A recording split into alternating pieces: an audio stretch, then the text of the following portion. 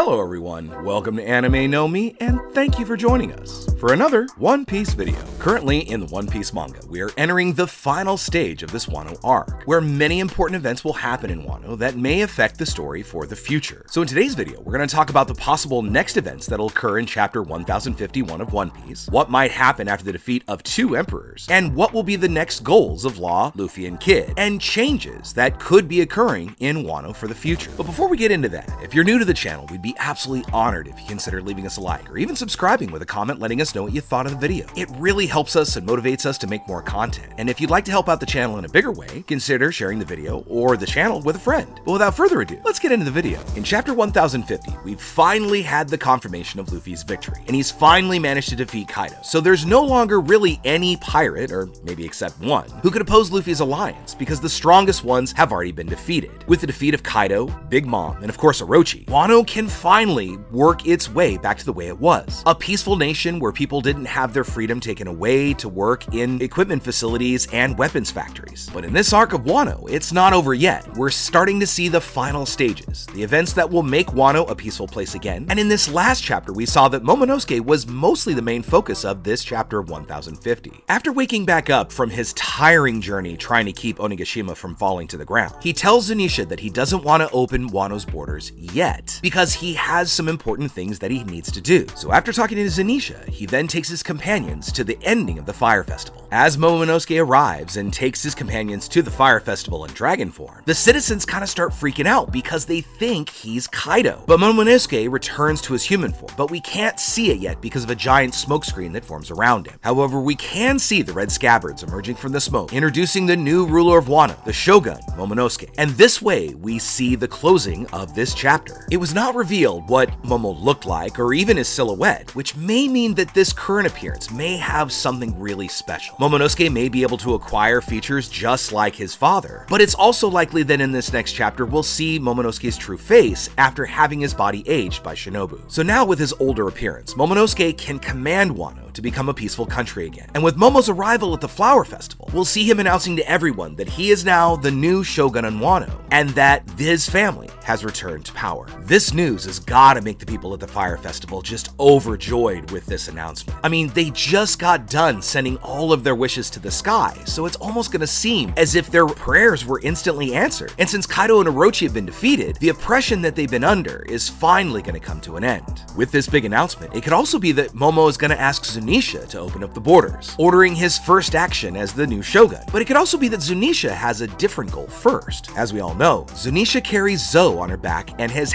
done so for many years. Now we don't know why Zunisha got this mission in the first place, but it does seem to be connected with Wano. As we know, Wano has somewhat a different rule, and there's always been this connection between Zou and Wano. The country of Wano is composed of 6 islands that are rather close to each other, forming a country, but the place where Onigashima was had a very different kind of layout, as if it was incomplete, because Onigashima was not an island that was originally part of Wano. It seemed quite distant and kept away from the coast. This means that the place that Onigashima has been occupying could have been a different island that formed the rest of Wano's coastline. And that island could in fact be Zou, because for many hundreds of years, it's existed on the back of Zunisha. But Zunisha could have actually moved it to keep the minks protected, as well as the poneglyph that they had and were in charge of. So for still some unknown reason, we know that Zou is no longer a part of Wano. And the evidence that could prove that Zou once belonged to Wano is the existence of minks that already live in Wano. And although it's a small amount, we still gotta consider that they may have in fact originated from Wano. For quite a while, Inuyarashi and Nekomamushi lived in Wano, and the citizens apparently had no prejudice against them for their appearance. So even with there being a different race, it seemed like the people of Wano were very used to and welcoming to the minks. This points to the idea and further supports that Zou really does belong to Wano. And it was this way that Zunisha put Zou on his back, so that the inhabitants of Wano and Zou could live together again.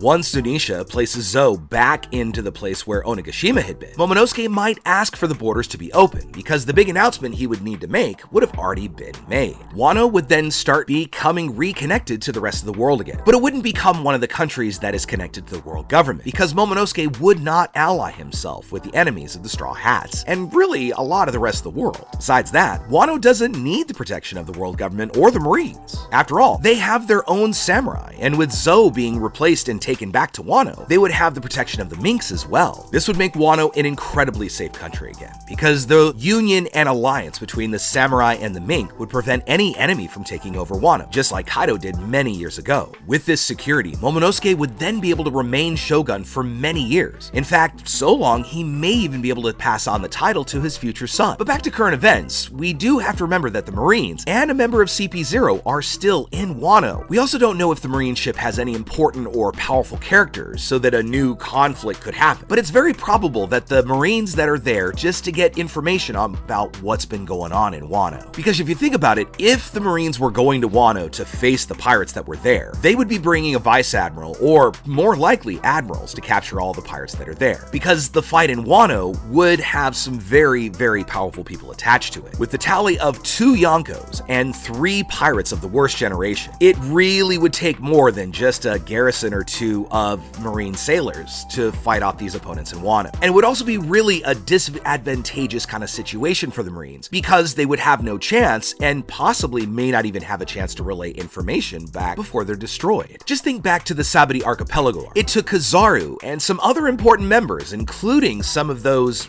robots from the SSG, to defeat the Supernovas. So if they were going to take on a Yonko and then 3 of the strongest pirates of the worst generation, especially since they've had time to get stronger, I think they'd have to bring in some very heavy hitters to make that happen. And even if the pirates are tired because of the battle that just happened on Onigashima, we still have some characters like Yamato that didn't really participate in any fights, so she's still pretty fresh and could face many enemies that could make a problem for Wano. And this would really put a hindrance in capturing any of the pirates that were defeated or at least worn out from the battle. In fact, probably the only person Yamato could lose to, theoretically, would be an admiral, because her strength is incredibly high. I mean, she was able to hold her own, even just temporarily, against Kaido. And Kaido being the strongest creature in the world, that kind of really speaks to the level of what she's able to bring. So even if we think back to Kainu and how he had to fight against a really old and sickly Whitebeard, this could mean that we'd probably need the entire force of the admirals to be able to take on everybody who's currently at Wano. With Yamato, she would be able to delay the Marines long enough that maybe Luffy would be able to rest up and come back. And although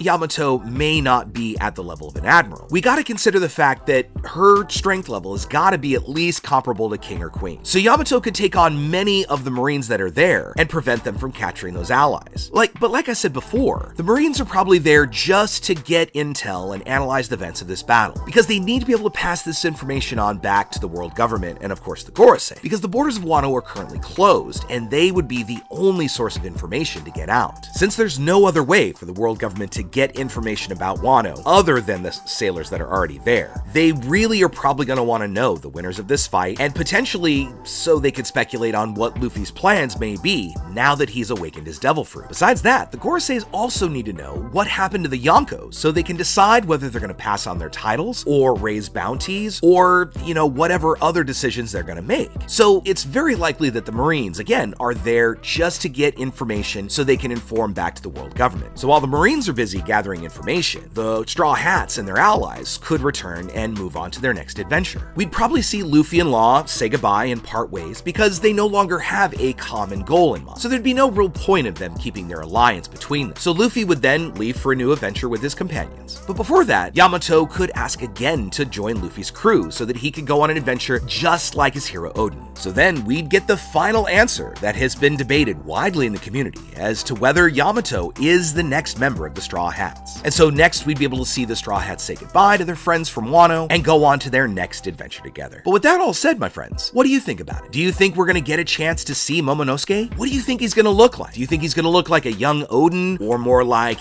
Toki, his mom, or a combination of the two? And what do you think the Marines are there for? Let us know in the comments below. So as we wrap things up, I want to thank you all so much for watching the video all the way to the very end. Make sure you comment on any themes or ideas that you'd like to see in future videos. And also, since you made it this far, give us a like or maybe hit that red subscribe button before you head out to take on the rest of your day. Hope to see you all in the next video, and let's keep sailing this giant sea together. Take care.